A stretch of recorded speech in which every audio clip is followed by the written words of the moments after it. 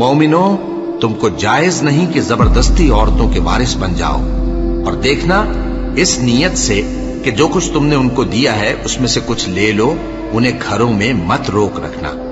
हाँ, अगर वो खुले तौर पर बदकारी की मुर्तकिब हों तो और बात है, और उनके साथ अच्छी तरह से रहो सहो। फिर अगर वो तुमको नापसंद हों तो अजब नहीं कि तुम किसी चीज को नापसंद करो और अल्लाह उसमें बहुत सी भलाई पैदा कर दे।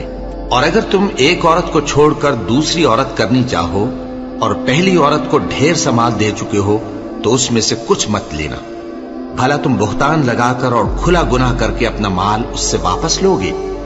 और तुम दिया हुआ माल क्यों कर वापस ले सकते हो जबकि तुम एक दूसरे के साथ सोबत कर चुके हो और वो तुमसे पुख्ता अहद भी ले चुकी हैं? और जिन औरतों से तुम्हारे बाप दादा ने निकाह किया हो उनसे निकाह न करना, मगर जाहिलियत में जो हो चुका सो हो चुका।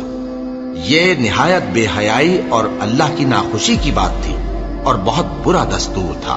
तुम पर तुम्हारी माएं और बेटियां और बहनें और फूफियां और खालाएं और भतीजियां और भांजियां और वो माएं जिन्होंने तुमको दूध पिलाया हो और रिजाई बहनें और सासें हराम कर दी गई हैं। और जिन औरतों से तुम खलवत कर चुके हो उनकी लड़कियां जिन्हें तुम परवरिश करते हो वो भी तुम पर हराम है।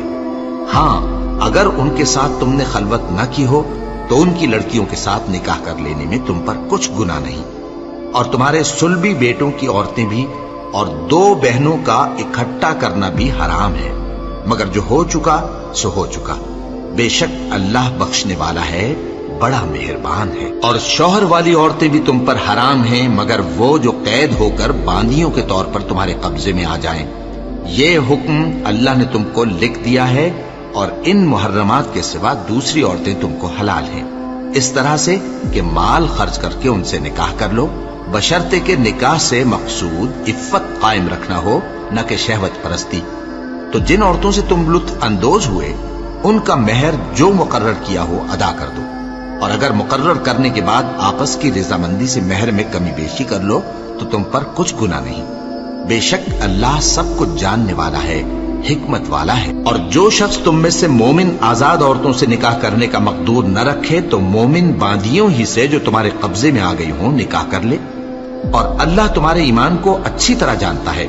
तुम आपस में एक दूसरे के हम जिन्स हो, फिर उन लौंडियों के साथ उनके मालिकों से इजाजत हासिल करके निकाह कर लो और दस्तूर के मुताबिक उनका मेहर भी अदा कर दो, बशर्ते कि वो पाक दामन हो, न ऐसी कि खुल्लम खुल्ला बदकारी करें और न दरपर्दा दोस्ती करना चाहें। फिर अगर वो निकाह में आकर बदकारी का इर्तिकाब कर बैठें तो जो सजा आजाद औरतों के लिए है उसकी आधी उनको दी जाए।